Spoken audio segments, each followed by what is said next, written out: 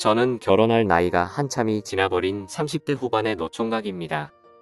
웬만하면 인터넷이 이런 글을 적는 성격이 아닌데 제게 있었던 일이 너무 황당한 것 같기도 하고 혹시나 제가 잘못 생각하고 있는 건 아닌가 싶기도 하더라고요.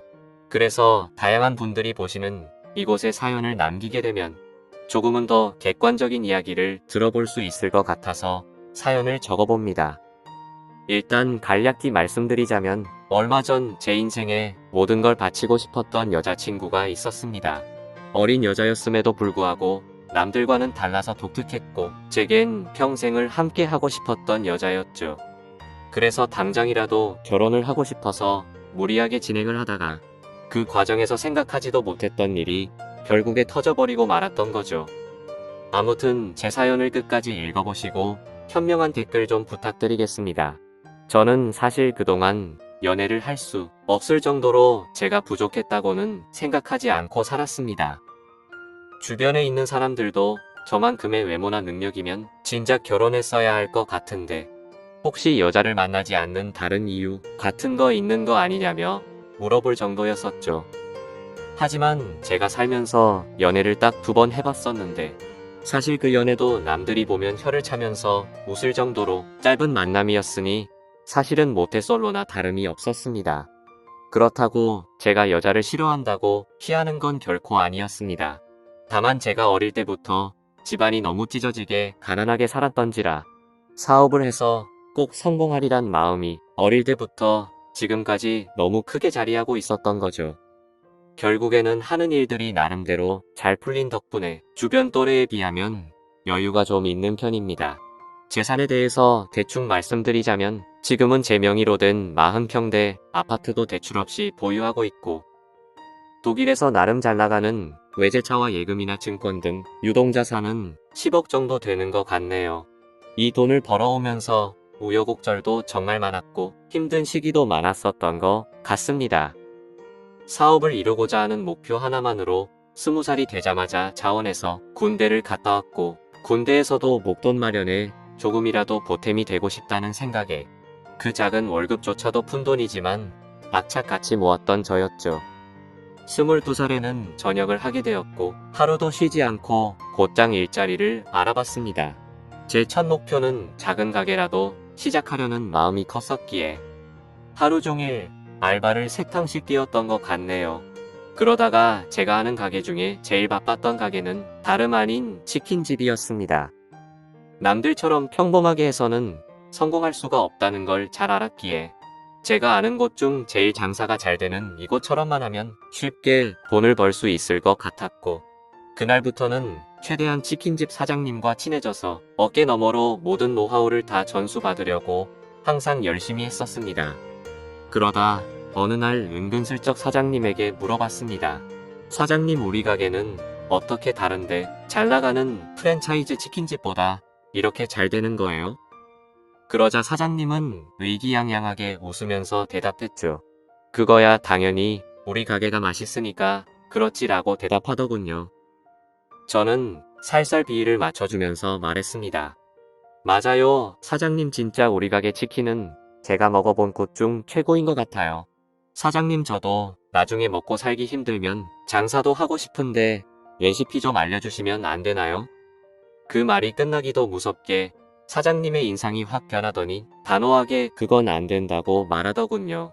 아무리 친한 형 동생 같은 사이였지만 너무 단호하게 절대로 알려주지는 않았죠.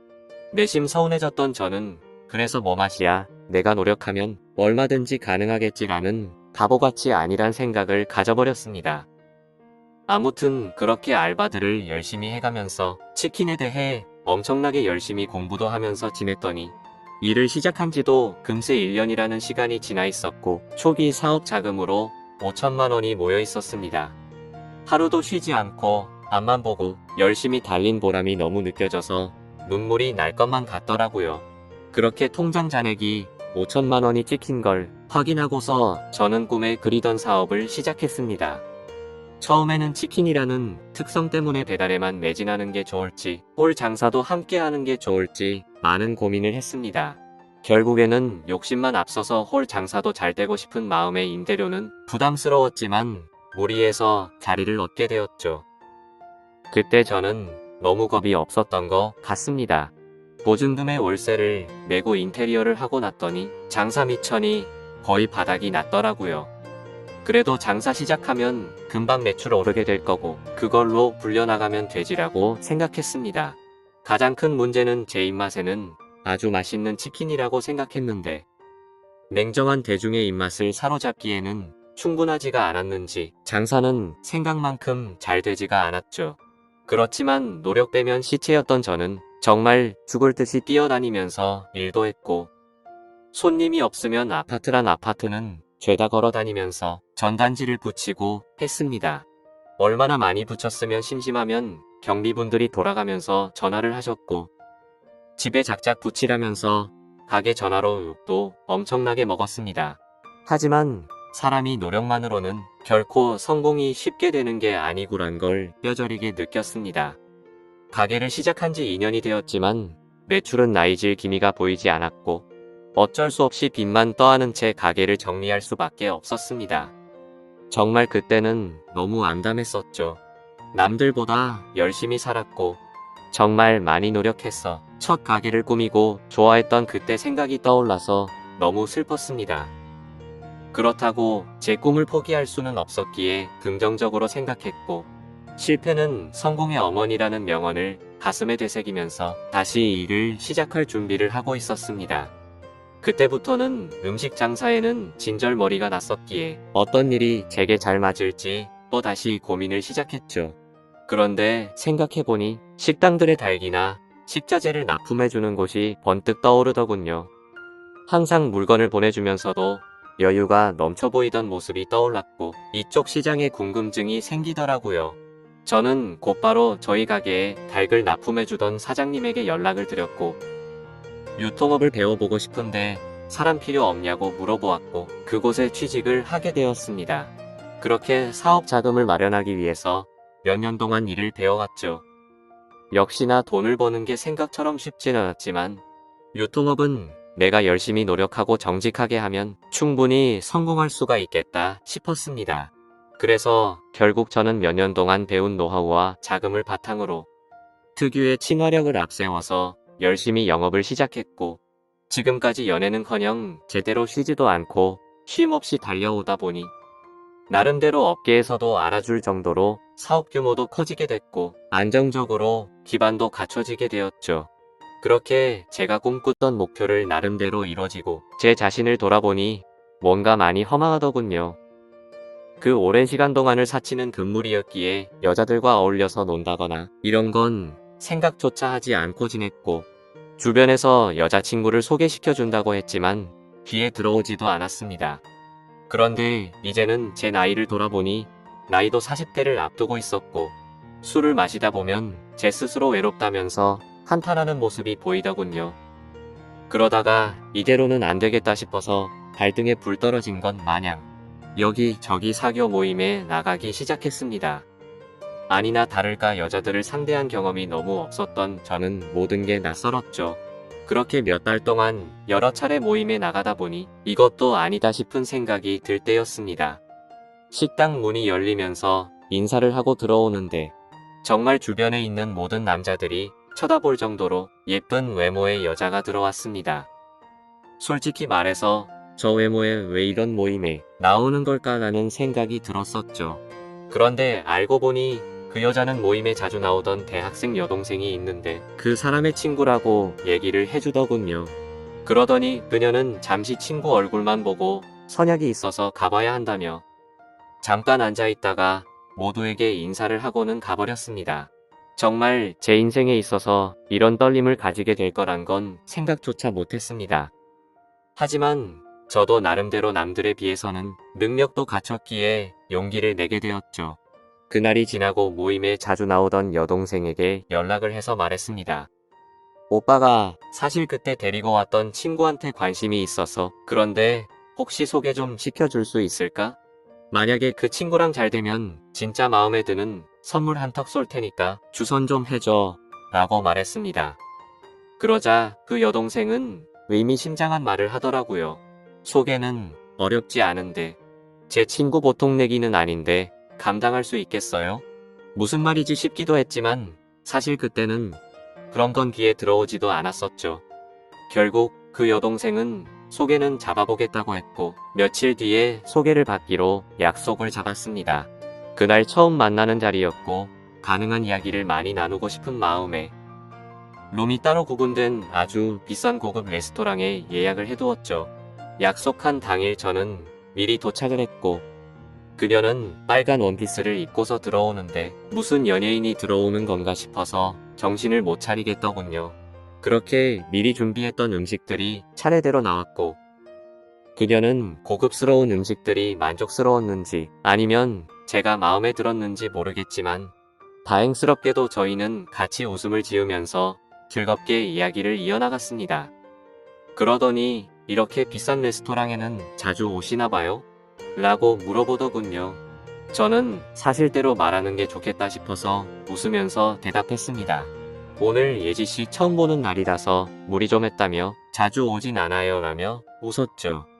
그러자 그녀도 저도 이런 데는 처음 와보는데 뭔지도 모르고 그냥 먹는 거라고 하더라고요. 순수해 보이는 모습에 저는 그녀에게 더욱 호감을 느끼고 있었습니다.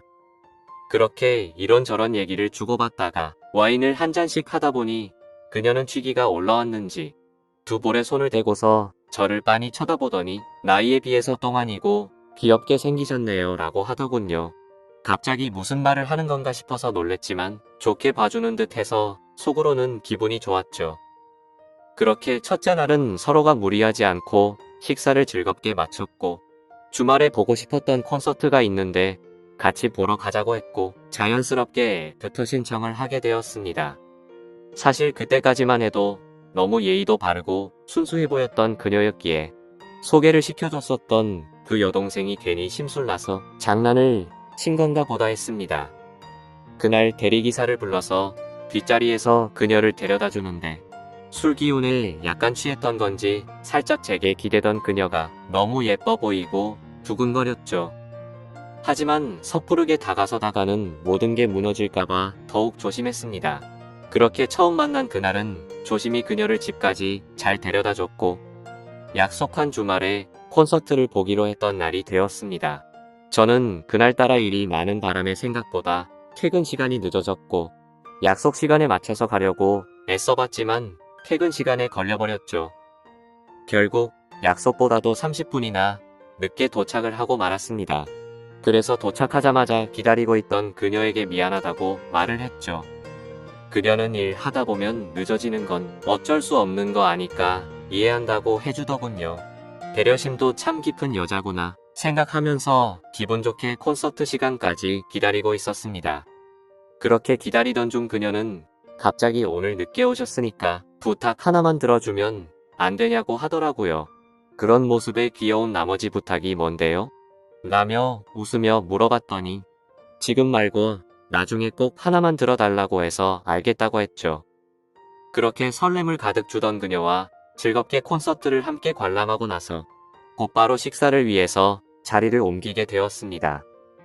그녀는 주말이고 하니 식사보다는 오랜만에 술을 마시고 싶다고 하기에 저는 제가 잘 알던 조용하고 고급스러운 술집으로 갔습니다. 둘이서 술을 한 잔씩 마시기 시작하는데 아직 어려서 술이 약해서 그런지 아니면 너무 하얀 얼굴이라 그런지 금세 얼굴이 새빨개지더라고요. 솔직히 그런 소소한 모습조차도 너무 예뻐 보였고 저는 거침없이 사랑에 빠져들고 있었죠. 술을 몇 잔 마시다 보니 그녀도 점점 말이 많아지더군요. 그녀는 제게 왜 이렇게 결혼을 늦게까지 안 했냐고 물어보더니 자신은 지금 당장이라도 최대한 빨리 결혼해서 화목한 가정을 이루고 싶다더라고요. 그러더니 자신은 자신만을 위한 옷장도 생겼으면 좋겠다며 옷, 신발, 가방 등으로 방을 가득 채우고 싶다고 말했죠. 그리고 자신은 집에서 살림하면서 지내는 게 꿈이라고 말하면서 오빠는 결혼하게 되면 부인한테 일 시킬 거냐고 물어보더군요. 저는 그녀가 꿈꾸는 생각에 조금 당황하기도 했었고 당연히 맞벌이를 해야 한다는 생각이 있었습니다. 하지만 그녀가 원하는 대답을 해주고 싶었고 갑작스러운 질문에 저도 모르게 그럼요. 부인이 집에서 살림해주면 저야 고맙죠. 돈이야 제가 열심히 벌면 되는 거니까요 라고 대답하면서 웃으며 넘겼습니다. 그렇게 술집에서 저희는 서로의 호감을 확인하고서 연애를 시작하기로 했고, 무리하게 술을 마시다 보니 그녀의 정신은 이미 반쯤 나가 있더군요. 그때부터는 그녀와 말을 편하게 하기로 했기에 부축을 해주면서 물었습니다. 오빠가 집까지 데려다 줄 테니까 주소 좀 불러줄래? 그러자 그녀는 나 지금 이렇게 들어가면 아빠한테 혼나는데 술 좀 깰 겸 쉬다가 가면 안 될까요? 라고 하더군요. 그 말에 왠지 모르게 심장이 두근거렸고, 저도 술에 취해서 그 말이 너무나도 반가웠습니다. 그러면 오빠가 여기 근처에 쉴만한 곳 좀 찾아볼게 라고 말했습니다. 그녀는 그냥 오빠 사는 곳도 구경하고 싶은데 집으로 가면 안 돼요? 라고 하더군요. 당돌한 그녀의 말에 깜짝 놀랐지만 속마음은 행복할 따름이었죠. 그래서 여자친구와 저는 처음으로 단둘이 있을 수 있는 저희 집으로 갔습니다. 집에 도착하고 나서 그녀는 이곳저곳을 꼼꼼히 둘러보더니 오빠랑 결혼하면 저도 여기에 지내는 거예요? 이러더군요. 솔직히 제 마음속으로는 무슨 연애를 시작하기로 한 날부터 저런 말을 서슴없이 하는 거지 싶더라고요. 그렇지만 혹시라도 기분이 나빠질까 봐서 여자친구의 기분이 좋아지게 대답을 해줬습니다. 앞으로 결혼하면 이 집에다 예지가 원하는 거 다 하면 되는 거지라며 웃으며 대답해줬죠. 집 구경을 한참 동안 하고서 그녀와 저는 서로를 마주보고 있는데 여자친구는 갑자기 전혀 생각하지도 못한 충격적인 말을 하더라고요. 사실은 이렇게 같이 있어서 좋긴 한데 자신은 혼전순결이라며 제게 미리 말해줘야 할 거 같다더군요. 그 말을 듣고 나니 솔직히 신체 건장한 남자로서 아쉬운 마음이 컸었지만 여지껏 연애도 안 하면서 잘 살아왔기에 그냥 그러려니 하는 마음으로 이해한다고 말해줬습니다. 그러자 그녀는 이해해줘서 고맙다며 피곤해서 먼저 자겠다면서 빈 방으로 들어갔습니다. 저는 허탈한 마음에 와인을 더 마시고 잠을 잤고, 다음날 아침에 일어나 보니 오늘 약속이 있다며 먼저 간다는 쪽지를 남겨두었더군요. 아마도 그때부터 그녀의 본 모습이 나온 게 아닌가 싶었습니다. 전날 마신 술 때문에 해장을 좀 해야겠다 싶었어 근처 식당에 가서 밥을 먹었고, 계산을 하려고 지갑을 열었는데 묵직했었던 현금이 사라지고 없더라고요. 왜냐하면 혹시라도 제가 계산을 하는데 지갑이 비어 보이면 자존심이 상해서 5만원권으로 많이 채워놨었기 때문이었죠. 그때는 가끔 술 마시고 돈도 잃어버리는 일이 종종 있었기에 그냥 또 잃어버렸나 생각을 하고 넘겼습니다. 하지만 지금 돌이켜보면 아마도 그 돈도 제 여자친구가 몰래 훔쳐갔던 게 아닌가 싶네요.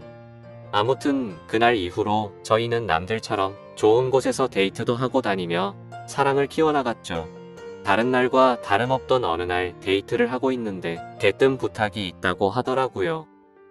콘서트에서 기다리게 해서 부탁 들어주기로 했던 거 잊지 않았냐면서 혹시 그때 약속했던 부탁 오늘 들어주면 안 되냐고 하더군요. 그래서 부탁이라고 해봤자 별거 있을까 싶어서 무슨 부탁인지 물었죠. 사실은 친구가 남자친구한테 가방을 선물 받았답니다.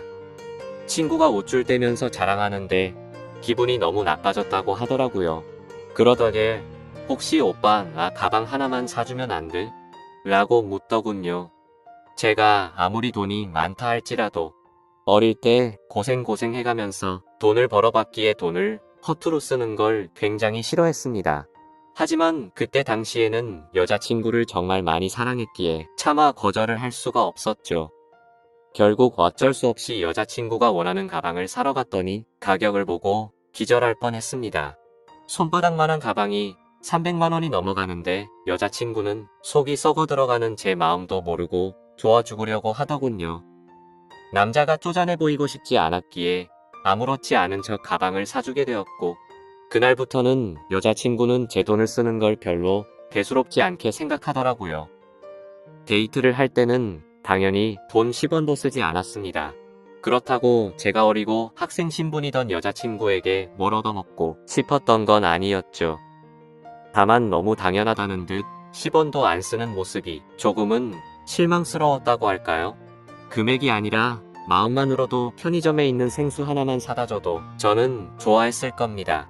하지만 정말 미련하게도 그때는 사랑의 콩깍지가 씌었던 건지 그런 실망감을 주는 것도 앞으로 결혼하고 오래 만나다 보면 달라지겠지 싶었습니다. 그리고 또 가장 힘들어지는 건 따로 있었죠. 아무리 제가 여자친구를 이해해주면서 혼전 순결을 지켜주고 있었다고는 하지만 몇 달 정도 만났을 때 단 둘이서 여행을 갔었을 때는 정말 참기가 많이 힘들더군요. 그러다가 호영호재하면서 같이 일하던 동생과 술을 한잔 마시면서 제 고민을 털어놓고 말았네요. 동생은 그게 무슨 고민이냐는 듯 말하더라고요. 여자친구가 일찍 결혼하는 게 꿈이라고 하지 않았냐면서. 형은 능력도 이미 다 갖춰뒀겠다. 나이도 이미 노총각인데 차라리 결혼을 바로 하는 게 해결책 아니냐고 하더군요. 그 말을 듣고 저는 제 스스로가 너무 바보였구나 싶었습니다. 그래서 저는 여자친구와 만난 지 오래되지는 않았지만 부족한 부분들은 아직 어려서 그러겠거니 했고, 평생을 함께 지내다 보면 앞으로 나이가 들어가면서 더 성숙스러워지겠지 생각을 했습니다. 그렇게 저는 제 여자친구에게 프로포즈를 하기로 결심을 하게 된 거였죠. 솔직히 제 여자친구가 이 결혼을 승낙해줄지 너무 조마조마했습니다.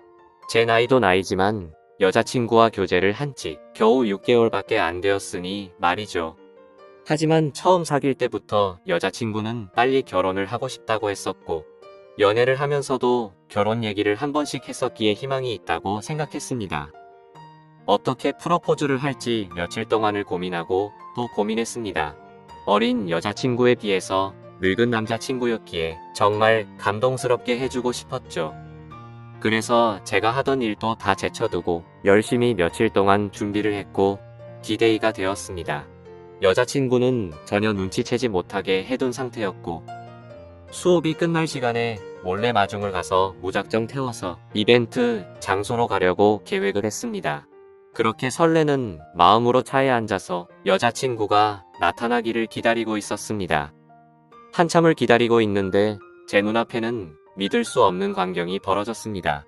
제가 그토록 사랑하던 여자친구의 옆에는 키가 크고 아주 잘생긴 남자가 어깨 동무를 하고 있더라고요. 정말 그 잠깐의 찰나에 온갖 생각을 다 했던 것 같습니다. 이게 지금까지 남자친구가 있으면서 나를 갖고 놀았던 건가부터 시작해서, 아니면 나를 만나던 중에 지금 바람을 피우고 있는 건가?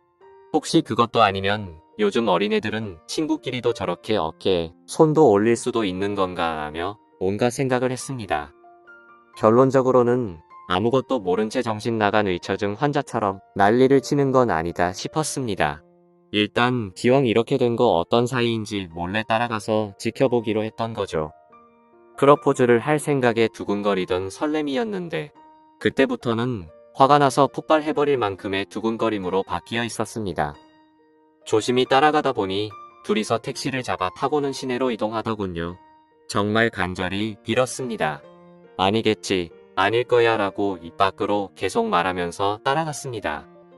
여자친구와 그 남자는 다른 커플들이 데이트를 하듯이 그 사이를 비집고 둘이서 영화관 안으로 들어가더군요. 그렇게 영화가 끝나고 나서는 식사를 하러 자리를 옮겼고 술까지 마시고 있었습니다. 그 둘은 때마침 1층에 있는 창가 쪽에 앉았었기에 차에서도 아주 잘 보이더군요. 그때는 정말 무슨 생각으로 지켜본 건지 이미 멘탈이 다 나가 있었고 하늘이 무너질 것만 같은 충격에 휩싸여 있었죠. 지금 여자친구한테 연락을 하면 뭐라고 대답할까? 라는 생각이 들었고 너무 궁금했습니다. 저는 그래서 곧바로 여자친구에게 지금 뭐하고 있냐라고 카톡을 보냈고, 여자친구는 제 메시지를 읽더니 친구랑 영화 보고 밥 먹으러 왔다고 하더군요. 그래서 내가 바보같이 여자친구를 믿지도 못하고 오해한 건가 싶은 생각이 들기 시작했습니다. 저는 여자친구에게 재밌게 놀다가 집 들어가서 연락 줘라고 메시지를 보냈고 더 이상 연락을 하지 않았죠. 친구와 영화 보고 밥 먹는 게 맞았기에 조금은 편안해진 마음으로 그 두 사람을 지켜보고 있었습니다. 하지만 친구라고 하기에는 서로의 얼굴에 손을 가져다 대기도 하는데, 저와 데이트를 할 때도 저렇게 밝게 행동을 했었나 생각해봤는데 아니었습니다. 제 스스로에게 너무 비참해졌고 오해라고 생각했던 마음이 다시 확신으로 돌아서더군요. 신락 같은 희망으로 얌전히 지켜보고 있으니 술에 좀 취했는지 비틀거리며 일어나더군요. 그 둘은 다시 택시를 타고 출발을 했고 그때부터는 정말 이성을 놓을 뻔했습니다.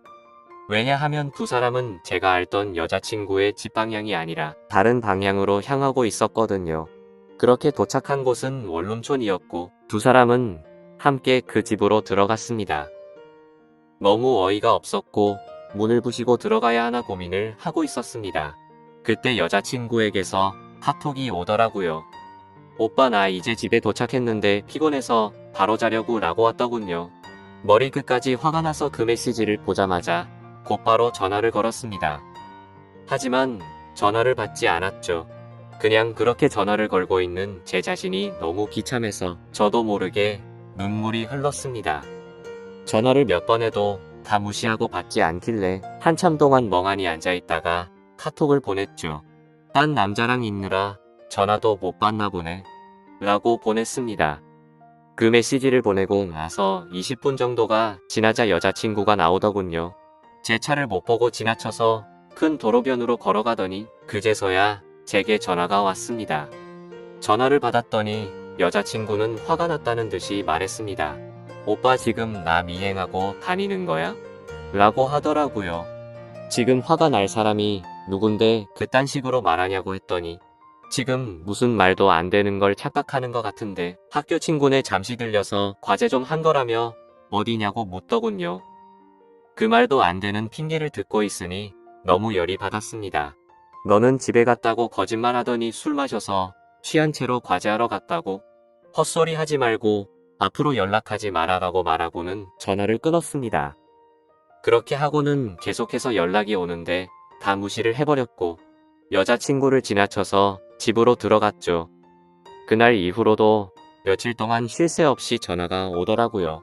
계속해서 전화를 무시하니까 메시지를 장문으로 보내는데 그날 내가 거짓말한 건 미안하다. 하지만 진짜 걔는 내 친구였고 아무 일도 없었다.